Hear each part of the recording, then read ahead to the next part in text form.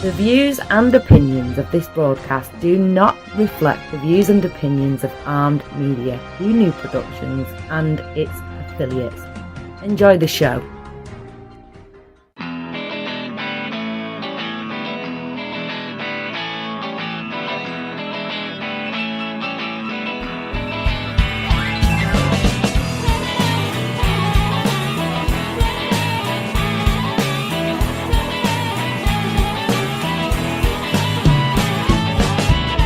Teflon pan man, I'm the Teflon pan man, ain't nothing gonna stick on me.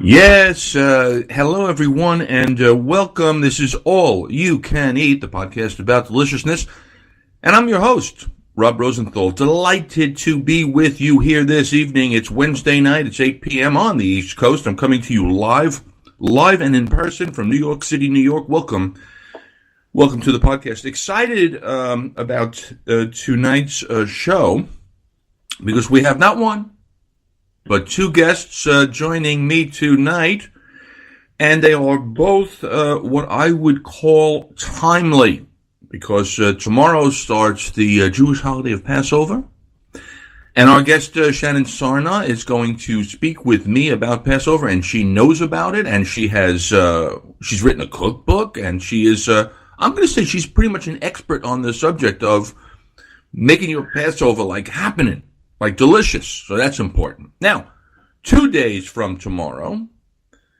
is April 20th, otherwise known as 420. Now, 420, for those of you paying attention, is slang in cannabis culture for the consumption of cannabis. Well, hello there. Especially, smoking cannabis or consuming it. Now, why 420?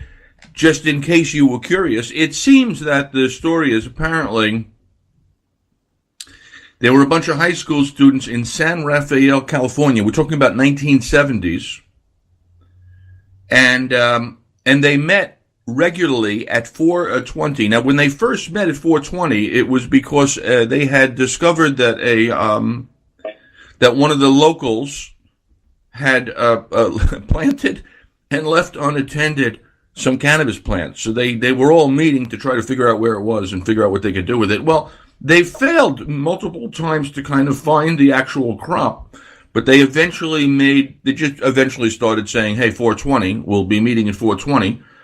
And that evolved into a code word for the time that's used to mean that's the time we're going to go smoke some cannabis, blow some weed, smoke some dope, etc., etc., etc. So, with 420 coming up, that's a long way around the subject. I will have on with us this evening. I should really have Chris's name right here in front of me. Why do I not? Hang on a second.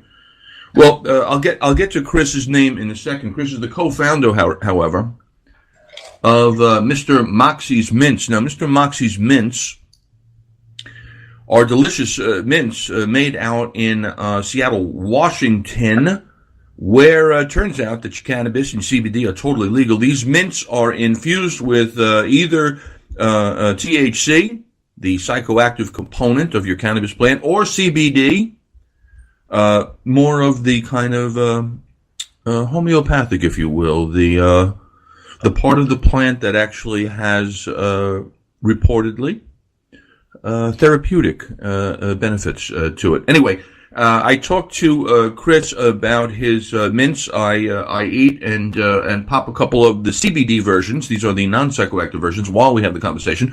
Anyway, we'll have that conversation after we speak to Shannon. And I got to tell you, it's a treat to be here. I'm already having a little bit too much fun. So for those of you who are tuned in live or not, grab yourself an adult beverage, sit down with something to snack on. Shannon and I are going to be talking about food, especially insofar as it relates to Passover, and then later we'll get into the subject of CBD edibles and what they can potentially do for you. Shannon Sarna, are you there? Shannon? Shannon, come in. Shannon, are you there? Oh, this is going to be one of those uncomfortable pauses. Oh, wait a second. Shannon? Hello? Oh, there you are. I tell you, it's unbelievable. Shannon, you should know that Of the 52 episodes of All You Can Eat that have run thus far, 50 of them, and now 51, have experienced some technical malfunction. Anyway, you are there. How are you, Shannon? I'm good. How are you doing? I am excellent. Let me tell the people that you are the editor of The Nosher. You are a cookbook author. You're a co-host of the podcast Call Your Mother. And this is exciting to have you on the air. Welcome. I'm really grateful to talk. And I think it's pretty cool to be talking on the same show as somebody addressing 420. There's also ways that you can incorporate weed and edibles into even your Passover Seder. So hey, now, happy to talk about it as well. You are so on top of it, jumping the gun. I had questions about Passover because my favorite. I mean, this is not going to be a surprise to you, Shannon, but my favorite subject in the world to talk about is not just food in general, but specifically what we're going to be eating. And I think we should just lay out for the people that the Passover holiday for the Jewish people is a significant one related to having been enslaved in Egypt and freedom. But you Jewish people, we like to eat. So your Passover holiday is very much not only about gathering around the table with your family and friends, but it's about the food. Am I right? It's very focused on the food, and it's very ritualistic around food as well. But the focus is really at home around the table. So a lot of the prep involves, for many families, the kosherness of the holiday, and also preparing different components that are part of the storytelling. But it all comes back to the food. All right. Well, let's talk about it. What are the what are the traditional foods that people consume over the Passover night or 2 nights, as it were? Well, I would say for most American Jews who come from Eastern European backgrounds, many of the foods consist of things like brisket, matzo ball soup, haroset, which is a nut and walnut or date apple. It's usually a sweet mixture that is a part of the storytelling of Passover. And Jews from all over the world have different versions of this dish, but it's a key component of the Seder, which is also very delicious. Jews from other backgrounds, Sephardi Jews and North African Jews, have different foods and customs that they would eat, including lamb. Some Jews will eat things like beans and rice on Passover, which Eastern European Jews don't eat. So there's a lot of nitty-gritty differences between the different kinds of Jews and what they do and don't serve at their table. But it's all about sort of celebration and beautiful dishes and a lot of tradition. But I think probably the foods that people most associate with Passover are matzo ball soup, the matzah, the haroset, coconut macaroons, because there's no flour in them, right? Like it's all back to the flourless, wheatless dishes, right, around the table. So yeah. Well, what's going to be served at yours? Many of the dishes I mentioned. Oh, I forgot to mention maybe the most beloved or maybe the most hated dish, which is gefilte fish, a dish of Eastern European origin as well. Sure. Gefilte, meaning stuffed in Yiddish, is you can find it in the supermarket, in the kosher aisle, in a jar. I always describe it as looking a bit like wet drop. Well, if you had to describe gefilte fish, I'm getting an indication here that my connection is not so good, so I'm guessing you can't hear me. Is that right? Okay. Well, let me, until I get back on with Shannon, let me go where I was going with this, which was the whole discussion of gefilte fish. If you have had it, you will either have loved it or despised it. There's not really a middle ground on gefilte fish. It's one of those types of dishes. If you haven't had it, it is a, no, it's not a, oh. Shannon, you there? Yeah. I am. Can you hear me? I can, yeah, I don't know. I think the connection went down, but we're back on. I was trying to describe to people, and I'm glad you're back just in time, who have not had gefilte fish. I was trying to describe it. Can you, if someone hasn't had gefilte fish, would you be able to kind of describe what it is? It kind of tastes like almost a fish cake. Maybe something that's like a little more mild than tuna. That's kind of a poached fish cake. It's very hard to describe. It's definitely the kind of dish that's sort of like an acquired taste. Like if you grow up eating it, you probably love it. I did grow up having it. My dad grew up having it and loved it. For many families, it's what you have on the table. But it's a little hard to describe. I mean, the whole story of Jewish food is really making the most with very little. And gefilte fish is made with usually a couple of different kinds of fish, including carp or pike, and it's ground and combined with seasoning, eggs, and what's called a matzo meal, and then sort of like simmered or poached, and you serve it with horseradish, either a very spicy white horseradish or a more mild and slightly sweet horseradish, red horseradish that has a beet in it. So, yes, so many of these Jewish dishes are just like, how did they take very little and make the most of it? And gefilte fish is one of those dishes. That's a very impressive answer, to be honest with you, because you have laid out the composition and the method of cooking, and all that kind of stuff. The only thing I was kind of lost on is like, how would we? There's two things. How would we describe the shape of a gefilte fish? It's like? Is it oblong? I mean, it's like, how do we describe the shape of the average piece of gefilte fish? Yeah, it's oblong. That would be the accurate. I think the most traditional shape is oblong. Yeah. All right, fine. So everything that you said about it is true. In that you ground up different white fish, pike, carp, whatever you want to call it. You give it a little poaching, and it's served cold. But what you didn't mention is the part of gefilte fish that seems to be the turnoff. I mean, assuming that you like to taste, and I do. I mean, there's nothing not to like because it's relatively mild tasting. But the thing that you neglected to mention, Shannon, in an otherwise brilliant description of what it is the goo. Is the goo that it comes served with out of the bottle. There's gefilte fish is stored in what I can only describe as goo.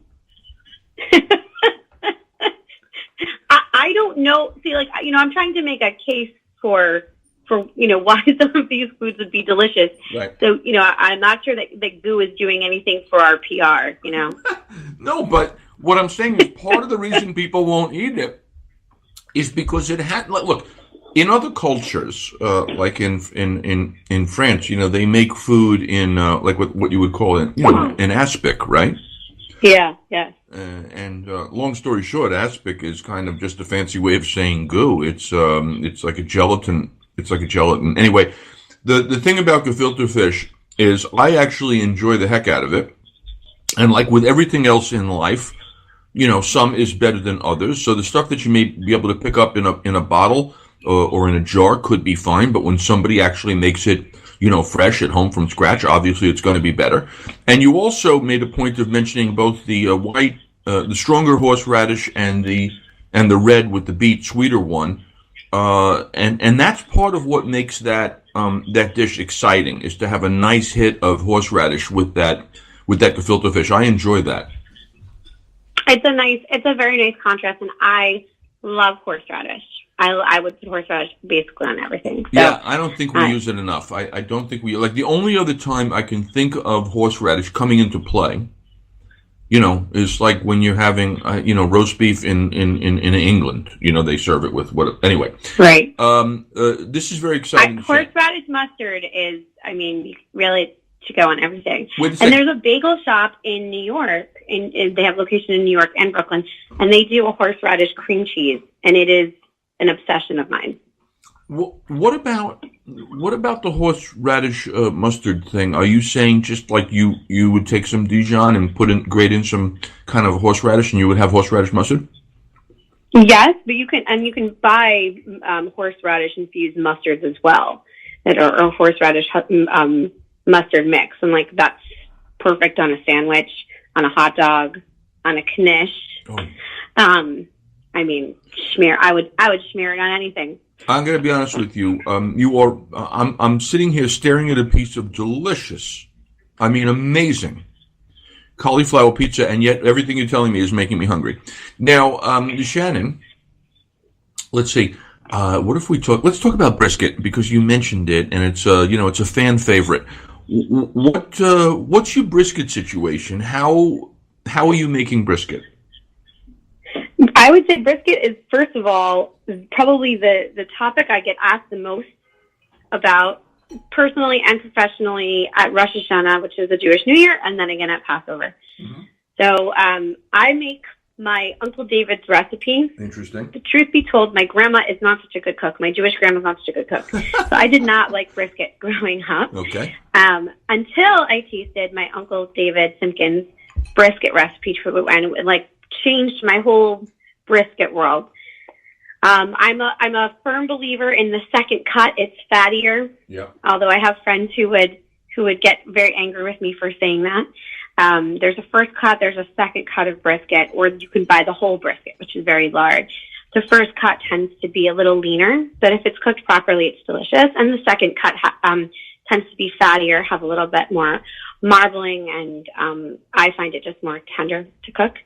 The method that we use in our house, and my husband and I alternate who cooks it, is really like searing the hell out of it at a very high heat, mm-hmm.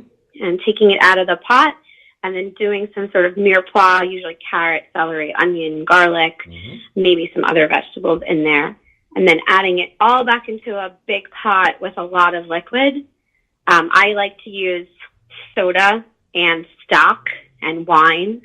That's my Uncle David's method. My husband prefers to do stock and tomato sauce or canned tomatoes, but basically just adding a whole lot of liquid, and then you cook it for about 3 to 4 hours. Then you want to take it out of the pot and let it cool, and then slice it against the grain before heating it back up and serving it.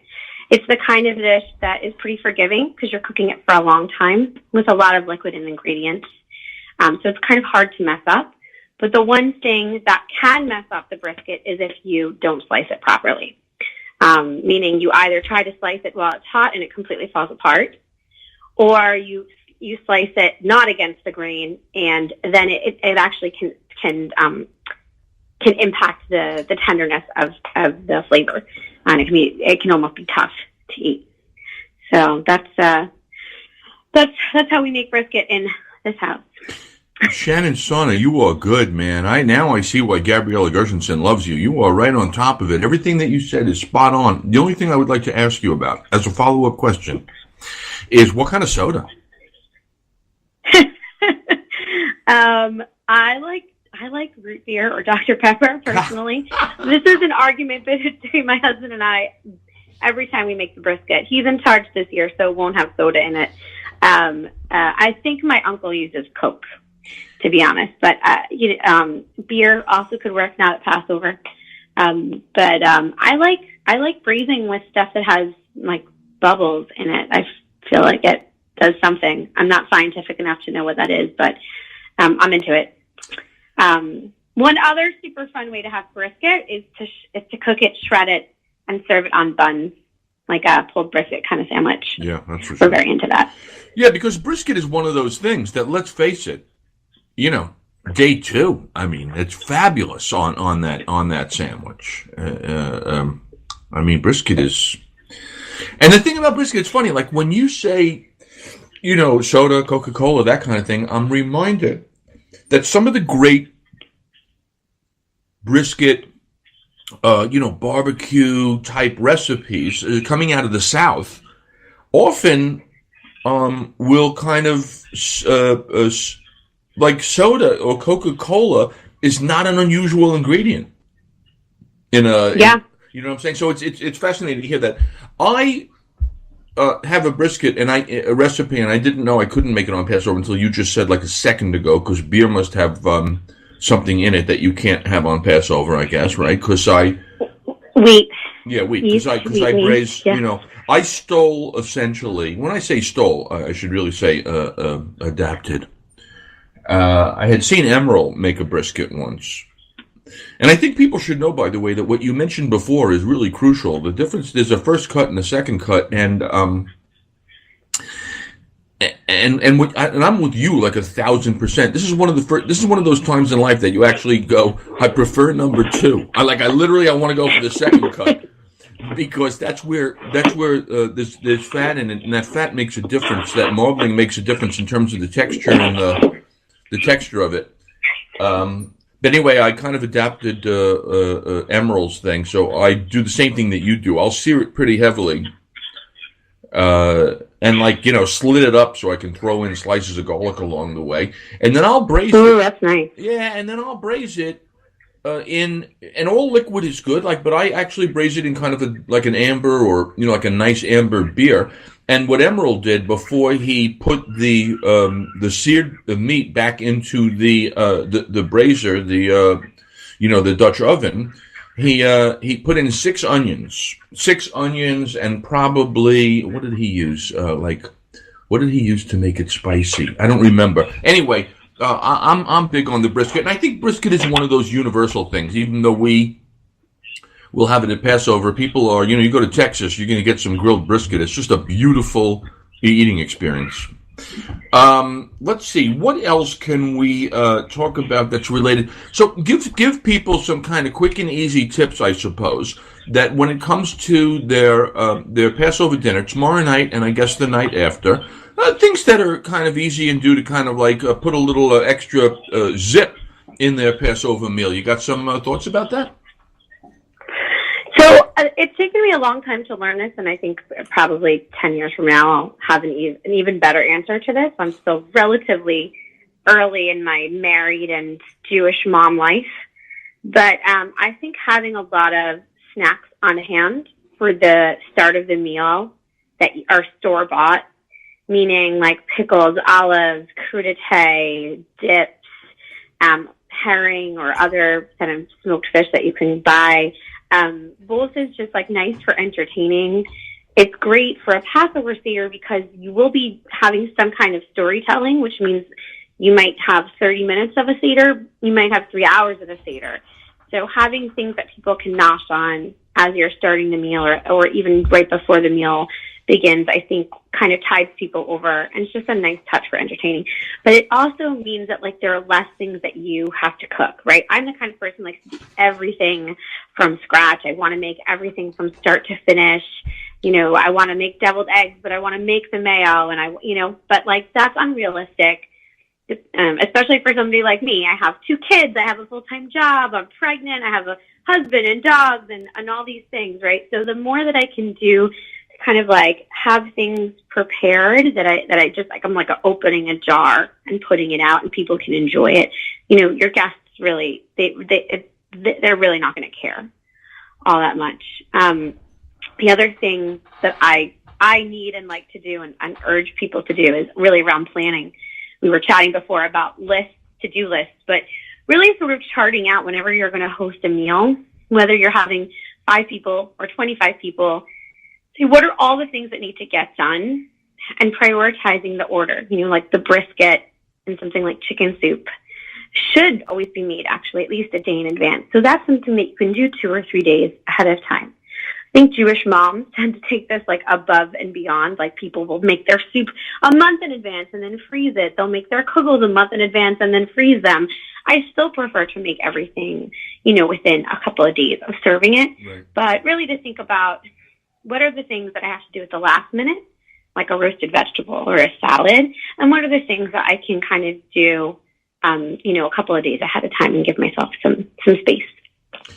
Hey, that's very good advice. Now, because you mentioned it, much to my pleasant surprise, because our holiday here is very close to coinciding with 420, What do you got to say about the whole kind of 420 CBD infusion situation? Because it seems that this is exactly the right time. Well, first of all, I think for families who want to incorporate some sort of marijuana into their Seder, like, you definitely should. Right? So first of all, I'll say just to plug one of our sister sites, alma.com, heyalma.com. If you go there, they have a whole article about how to incorporate weed into your Seder. Wow. So well, give me give everybody the website again and spell it out. Sure. It's www.heyalma.com. It's HEYALMA.com. HEYALMA.com. Good. That's good. We'll check out that. So last year on a Vice show, Joan Nathan, who is like the queen of Jewish food in America, made matzo balls infused with weed on this show. Right. She made the show I watch every week. It's called Bon Appetit. There you go. So that's a super fun way to have, a very interesting Seder. Not exactly your Bubby's matzo ball soup. Right. And another tip that the Hey Alma team came up with was pot-infused brownies, pot-infused Passover brownies for your Seder, which also is pretty fun. You could start the meal with them or end the meal with them, depending on, your family or friend dynamic. Well, let me ask you this, because you're the expert on this, having written your first cookbook, Modern Jewish Baker, Challah, Babka, Bagels, and More, released really just late 2017. The thing about Passover, you can't use the wheat and the flour and that kind of thing, but I guess you don't have to, right? So if you're going to make some kind of this chocolate, like brownies that you were talking about, what's the basic concept behind making it without using any kind of gluten or anything like that? Sure. Well, there's a lot of different flours or Passover-friendly products that you can use. My preferred sort of baking substitution for anything Passover-friendly is usually about half matzah cake meal and half almond flour or coconut flour. With the gluten-free, craze, there are so many more available flours that are Passover-friendly that you can use. Right. Coconut flour, almond flour, rice flour, and you can literally buy them at Trader Joe's, and Whole Foods sells a million different versions as well. So, or really most supermarkets these days. So that I always go with almond flour, coconut flour, or matzah cake meal. Those are mine. So, and brownies are a recipe that doesn't really call for a lot of flour in the first place, which makes them a great option for a Passover dessert. But you're just infusing whatever fat you're using, presumably oil, with the weed. So you could make a flourless chocolate cake. Well, look at with you. Or without. Wow. Well, look at you, you naughty girl. Okay, Shannon. One last thought, by the way, because I'm reminded of matzah, and I'm big on matzah brei. When you make a matzah brei, I guess I'll let you tell people what a matzah brei is, and when you make it, do you do anything interesting or different to yours to make it? Go ahead. Sure. I think matzah brei is kind of a dish like gefilte fish that's a little bit hard to explain, but it's kind of like an omelet made with matzah.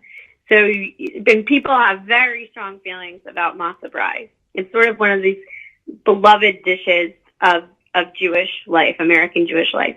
So you kind of want to wet your matzah. People usually wet it under some water, let it sit, and then kind of wring it out so that it's not excess, doesn't have a lot of excess liquid in it. Mm-hmm. And then you're going to combine it with eggs and milk and fry it up. Now, some of the controversy comes in with, do you like it sweet or savory? So some people will have it with onion, salt, pepper, even lox or pastrami. We make it sweet in this house. I have little kids. I have little girls. And it kind of tastes like French toast when you make it sweet. So to the matzah, egg, and milk mixture, I add vanilla, cinnamon, a pinch of salt. You could add other spices like a cardamom or a ginger as well. And you basically fry it up the way you would fry up an omelet, and then we serve it with maple syrup and powdered sugar, maybe some fresh berries or some jam. But it's really kind of either like a savory omelet that you might have with, like a breakfast or a brunchy kind of thing, or like sweet and kind of has a French toast vibe. Shannon Sarna, I got to be honest with you. I could talk to you forever about food, but for this evening, and I'd love to have you back, we have to shift over to our other subject, but I want you to know it was a delight to have you on. You are delicious, which is the theme of the show. Tell the people before we go where they can find you and find your book. Feel free. Go tell everybody where they're going to discover you. That's so nice. You can stalk me online. You can find me at Jewish Food on Instagram or Facebook. You can also find me on Instagram at Shannon Sarna. My book is Modern Jewish Bakers, which you can buy on Amazon or Barnes & Noble. And my website is thenosher.com. And I thank you so much for having me. And I hope the rest of your show is super fun. Well, thank you, Shannon, for doing it. I appreciate that. It can't be as much fun as my first half was. But, again, appreciate having you on. And everybody, look up Shannon Sarna. You can find her anywhere. You can just, as she would say, stalk her online. She is the editor of The Nosher and a cookbook author and co-host of Call Your Mother, the podcast. Thank you so much, Shannon. Great to have you on. Appreciate it. Thank you. Have a great night. Happy You too. Passover and happy 420. Same. Well, okay, that was so delightful. I, sometimes, that was just great. I love that. So thank you for doing that, Shannon. Now, I had said early on in the introduction that there was part 2 because we have 420 coming up, and 420, I mentioned for those of you paying attention, is really a slang for the cannabis culture. And I've spoken about cannabis before on the show. It will be, and when I say it, I'm talking about the industry of growing, producing, processing, distributing cannabis products, whether they are what we used to call marijuana, which is has THC in it, and that of course has psychoactive effects. It gets you high. And then you have your CBD, the other kind of derivative of your cannabis plant, or the hemp plant, which has recently gone totally legal to grow in all 50 states of the United States. Therefore, CBD, short for cannabidiol, is derived from either of the two plants. It has not the psychoactive effect, but the effect that it has, according to so many people for whom it has been so helpful, is that it helps them relax. It takes away a certain amount of stress, sometimes pain, sometimes discomfort, sometimes it helps them sleep, whatever it is. I'm not here to make any kind of claims. I just know that for those who use the product, and we're talking about somewhere between 15 and 20% of Americans, and it's becoming increasingly more popular. CBD will be the fastest growing business for the rest of our lifetimes. If you haven't seen it, I'm going to have a conversation right now that I'm going to turn you on to with a guy named Chris Abbott, who's the co-founder of a company called Botanica Global. Botanica because it comes from plants, and there are people who believe, and I agree with them, that there is medical value that comes from plants. In this case, I spoke to Chris specifically about CBD in general, for sure. But he is out in Wisconsin with his partner, a guy whose name is literally Moxie, and they produce these mints, which are big sellers out in Washington. And sometimes you can get them with THC. You can't in New York. But I have my CBD Mr. Moxie's mints in front of me, and if everything works, I'm going to turn on Chris, and you can hear our conversation. Here we go. Hello to Chris Abbott. Chris, are you here? Yes. Hello. I hear you great. Good. Great. Chris, let us start from the very beginning. Tell the people who are tuned in who you are and what you do. Yes. Hello. My name's Chris Abbott. I started a cannabis business, one of the first legal cannabis businesses in the country in Washington State, with my business partner Tim Moxie. And We produce edibles, both THC as well as CBD edibles, and have a number of brands, including Mr. Moxie's Mints and Spot that we sell the edibles under. Hey, Chris, tell me, I like to always start these things at the beginning. Where are you now? Where are we speaking to you from? Yeah, I'm in Seattle, Washington. Okay, great. And just for everyone's edification, how long has Seattle made cannabis legal? It started in 2014 is when it became legal, and actually people started selling legal cannabis. Now, let me ask you this, Chris, because I'm not going to presume that people know too much about the subject matter, and you've already mentioned both CBD and THC. So, just for the beginners, and that would be me as well as anybody, explain to people, if you will, the fundamental difference between CBD and THC. Okay, yeah, sure. So THC has a psychoactive component. To start with, THC and CBD are the two most prevalent cannabinoids in cannabis. And THC has a psychoactive component, so you can feel it in your brain. CBD is non-psychoactive. And the way we like to describe CBD is that most drugs take you away from your center, away from homeostasis, like alcohol or THC. CBD brings you back towards your center. It brings you back towards homeostasis. So THC and CBD play together in really interesting ways with that backdrop.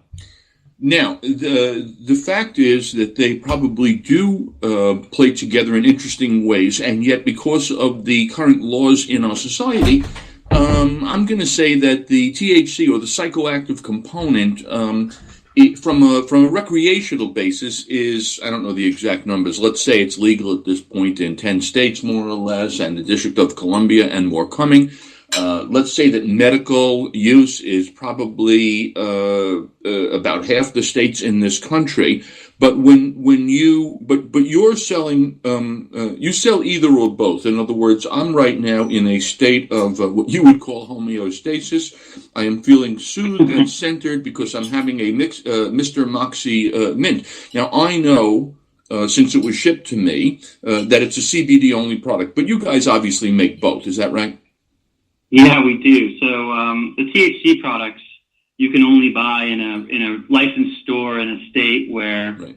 THC is legal. So we sell those products in Washington and Oregon, California, Arizona, and Colorado today. Right. Mm-hmm. But CBD, as you mentioned, we for the CBD we derive that from the hemp plant, and so those mints have no THC in them whatsoever, and you can buy those online at www.mrmoxies.com.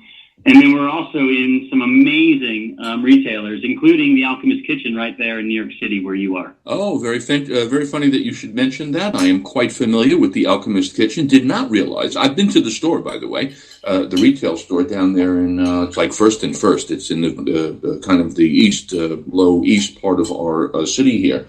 I'm so glad to find out that you were there. That's going to be good news. Now, that said, and you also, by the way, thank you. Give everybody again the website address so that even while we're talking, we know that that's available for folks. Yeah, it's MrMoxies.com. So MrMoxeys.com. I'm chewing on a couple of the mints right now, and as we said, mine are, let's see, Artisan Mint CBD 300. Was it 300 what? 300 milligrams, I'm assuming. Right, exactly, and 60 mints. So they're like 5 milligrams of CBD per. That's right, yeah. Per mint. And mine, you have, it seems that you have added into them some echinacea, some Indian gooseberry. And so how does that work? So why are the mints, why do you add in some extra, kind of, whatever you would call it, plant material, essence, whatever it is? What's that all about? Yeah, so the herbs play a big role for Mr. Moxie's, and sort of the how we got started was this idea that if you could destigmatize cannabis and you could, and people didn't think about it in the case as a Schedule I drug, but begin to think about it as just another herb that could help their life and their health and their wellness, you could begin to change people's minds about what CBD is and how it could be beneficial to your lifestyle. And so what we have is, and you've got one of our I think it's the blue tin, I believe, and we're coming out with 2 other tins. There'll be a purple and a yellow, and each of the tins has different herbs that we put in along with CBD that sort of give a mood state. So, and that one's sort of a center, but we have a sleep one coming out, as well as a restorative one coming out that has ginger in it as well. Sweet. And you also, by the way, you mentioned, I think I want to say, Spot, you mentioned 2 other brands that you guys are connected with. Which ones are those? Yeah, there's one called Spot, and that one's a THC brand, as well as Journeyman is a THC brand as well. So Mr. Moxie is the only one that you would find available in New York or online. And Mr. Moxie is an actual human being, isn't he? He is, yeah. Well, that's my business partner, Tim Moxie. Yeah, he. We love the idea around alliteration. Mr. Moxie's Mints sounds really cool. That sounds much better than Mr. Abbott's Mints for sure. Tim's a real live person. He's British, so if he was speaking to you, he'd have an accent. I suppose that is the case, isn't it? And in how, Chris, did you come across Mr. Moxie, and how did you decide to get into the business? What were you doing? Where were you coming from? And what was intriguing to you? Yeah, so Tim and I went to business school together in New Hampshire, in Dartmouth. Right, that's one of the good ones too. Yeah, I think so. And then I worked in New York City for a long time in finance on Wall Street, but moved to Seattle. Married a girl from Seattle and moved back here, and that was right about the time when cannabis was going to be legal in the first 2 states, which is Washington State and Colorado. Tim was living in London. Actually, he was living in Bath, just outside of London, and moved his family back to Washington State to pursue cannabis. He had in his previous life, he had a company called Noon, which is little electrolyte tablets you drop into water. And he had sold that company and was looking for the next thing to do, and cannabis was super interesting. So he moved his whole family back to do this, and came to see me, and we began to think about sort of what opportunity, what would cannabis be like in our modern world if it was legalized, and how would people like to consume it? And for us, it was an amazing exercise to think about walking into a store, a cannabis store, which didn't really exist at the time, and what would be on shelf? What brands would there be? How would you consume cannabis? And for us, while smoking, cannabis is traditionally consumed smoking, THC and CBD are both fat as well as alcohol soluble, which means that you could make food with CBD and THC, and drinks as well, actually. So that became really interesting to us because it seemed like a healthier alternative to smoking, and we believe a way in which people would really enjoy consuming THC and CBD. So the idea about trying to create a brand that could fit into people's lifestyles, that's a really interesting sort of business opportunity, we thought. Yeah, I agree wholeheartedly. As a student of the business, and also a guy with a business degree and a business background, I'm fascinated by what's happening in CBD. I feel as if it is bound to become perhaps the fastest growing consumer category for the balance of my lifetime. Yet, at the same time, in spite of all of kind of the explosive growth, most people, and by most I mean the vast majority of people, still don't really know what's what. In other words, in terms of the kind of consumer development, if you will, the knowledge about it, the understanding of it, the potential of it, that we're still at the very early days. Would you agree with that? Yeah, I would totally agree. I mean, certainly, you know, out where you are, and the Western states where, you know, you've been legal for a while, people have obviously a greater tendency to understand what's what. But in general, I mean, I still deal with people, intelligent people, medical people, professional people, who really have no clue. But I think, and you can expound on this if you want. We're talking really about the capacity of plants to provide well-being solutions, which is not a new thing. This is something that goes back pre-biblical times. Yeah, no, I think you're exactly right. I mean, and that's really how we thought about this Moxie's brand, was the idea of including CBD with other herbs to begin to educate people that around it's a plant, like other plants that we consume regularly on a daily basis. And there is a tremendous lift from an education standpoint to go on here because CBD was included as a Schedule I drug up until, I guess, just December of last year. There have been no real research studies around it, so it's not something that doctors can talk to, right? They're used to talking about things that have clinical trials attached to them, and this is something that doesn't have that. So there is a tremendous need for education for the general population to really understand what CBD is and how it might help them, or not. But it's going to be a really interesting a discovery process, I think, for a lot of people, because it at its root, it's a plant and it's natural, and it feels like there's a lot of people that are frustrated with sort of the modern drugs and the addictive nature to many of them, and CBD could hopefully offer an alternative to that. Although, you know, it's hard to say exactly at this point without those studies done. But what we do know is that we hear a lot of anecdotal evidence that it helps people sort of, like I said, get back to that homeostasis, get back to, you know, be a bit more calm. Yeah, and that's where I think, you know, it's fascinating to me because I've always been of the belief that as a society, we're mostly addicted here to drugs, whether or not we're talking about the kind that you take pharmaceutically, or, you know, whether it's alcohol or nicotine or caffeine, whatever you want to call it. And now you have an epidemic in this country. And you also have even a, you know, epidemic aside, and I'm blanking on the name, whatever, but you know what I'm talking about, that people are hooked on. Anyway, that's not important. But there's also people that are taking just a ton of kind of anti-anxiety, depression drugs, and it's fascinating to me because it may very well be that CBD, or some combination of CBD and THC, if that's what it turns out to be, and that becomes legal, may very well be a far greater, safer, more effective solution than any of the drugs that are currently consumed here in this country.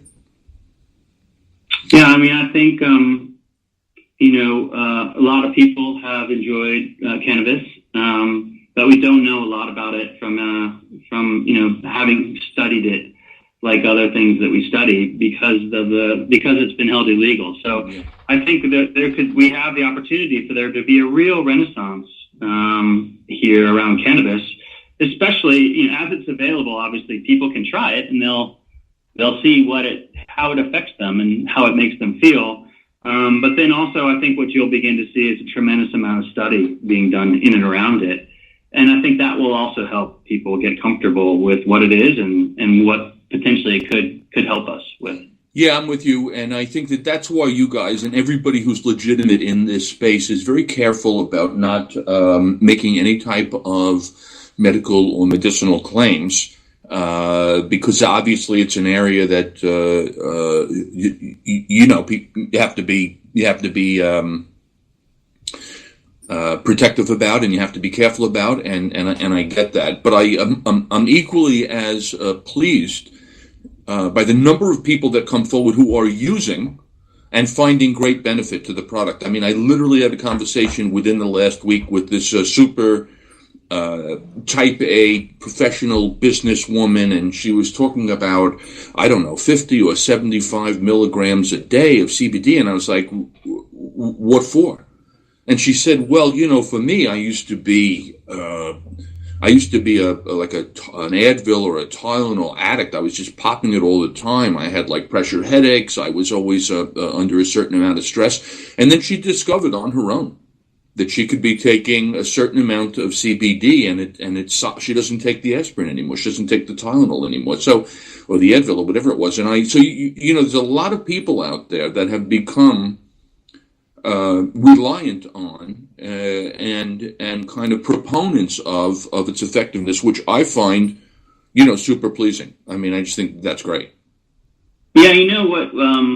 Because we got started obviously with the idea that we were, mostly going to sell THC products. Right. And actually, we were one of the first companies to experiment with CBD in edibles here in Washington State. Mm-hmm. And CBD, no one knew about CBD. Right.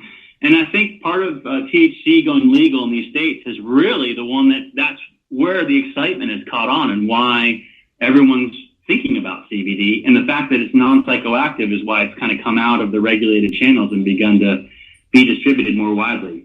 But one of the things that really convinced Tim and I around the potential efficacy and the potential effects of CBD was this idea around dogs and pets having CBD. Right. Because humans, obviously, we have placebo, and that, placebo can be great, but we don't know. It's hard to say to separate from placebo from real with humans, but pets don't. A pet doesn't know what you've given it. It's going to eat it, and it's either going to act differently or it's not. And I think we've seen tremendous case studies around pets that they act very, very differently. An old pet that doesn't have much of an appetite and just kind of sits in his dog bed most of the day after eating CBD treats. You'll hear stories of people writing in about their pets that they're now walking around and they're more active and they're eating again. Great. And same thing for these younger pets that are very anxious. When the guy comes to mow the lawn, the dog, jumps all over the place. And after some CBD treats, it's a bit more calm and can handle sort of the stimulus. And so, for us, that was a really interesting data point. Wait a second, there's something there's something here. If the pets feel it and they don't feel placebo, then what is it, and how could it help humans as well? Yeah, I mean, I think, by the way, part of the challenge as more people begin to experience an experiment, I think part of the challenge, and I've discovered it kind of on my own, not that it's any revelation, is that everybody's body is completely different. Everybody's digestive system is completely different. And so what may be an effective dose for one person may be worthless to another, et cetera, et cetera. And I don't know how you get through that. I mean, you guys have here, I guess this is great, right? Because what you would call microdosing. I mean, each mint that I pop is 5 milligrams, so I could take one, wait a bit, have another. But how is there a way to kind of, and maybe there isn't, but I'm going to ask you as kind of a professional, what's the best way to determine what's the right dosage for you to take? Yeah, okay. Well, there's a lot going on in that question. Yeah. But let me start with first the way we thought about it. But the first thing is to put it in a format and at a level that we put it in your hands to figure out what is best for you. I totally agree with you. Everybody's body is a little bit different, and CBD may or may not affect you differently. So what we should do is at least give you a way to experiment with it. You could try 5, you could try 1, you could try 2, you could be a 3-meat person, and without having it be a heavy dose that you have to cut in half or try to figure out. So that's the one big thing that we try to do with Mr. Moxie is put the control in your hands, which a lot of people find to be a really big deal. And the second thing is, it depends on what is going on with you and why are you taking CBD in the first place? Mm-hmm. I guess is the first question people have to ask.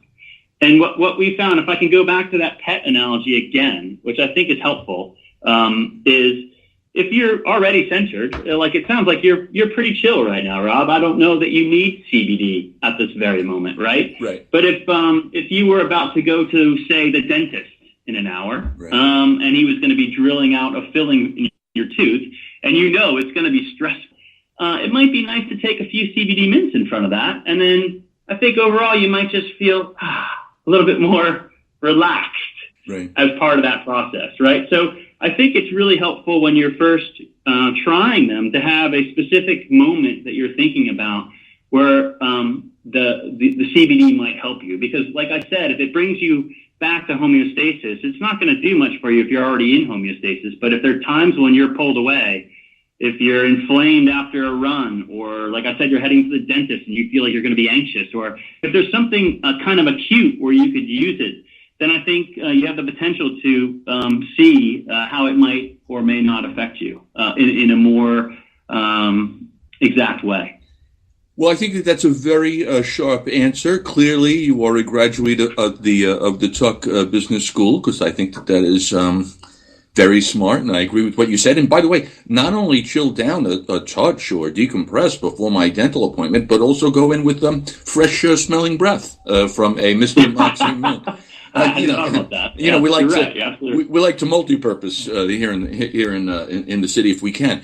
Well, this is very excellent. I guess the only other question I would ask you, because I feel good about what it is that we've covered here, is would you recommend Seattle as a place to find a bride? I would. Okay. I would. Yeah, it's an amazing city with amazing people in it. Yes. I do enjoy the times that I've been there. Well, there you have it, ladies and gentlemen. That's Chris Abbott, and he is co-founder of Mr. Moxie's Mints, of which I have chewed a couple during this conversation. Very pleasant and valuable. I think I love what you're doing, and appreciate the time and your insight. And before we go, Chris, tell the folks once again where they can get their hands on, depending, of course, on what state they're ordering from, where they might be able to get their hands on some product from your company. Yeah, great. So it's the website is www.mrmoxies.com, and that's MRMOXEYS.com.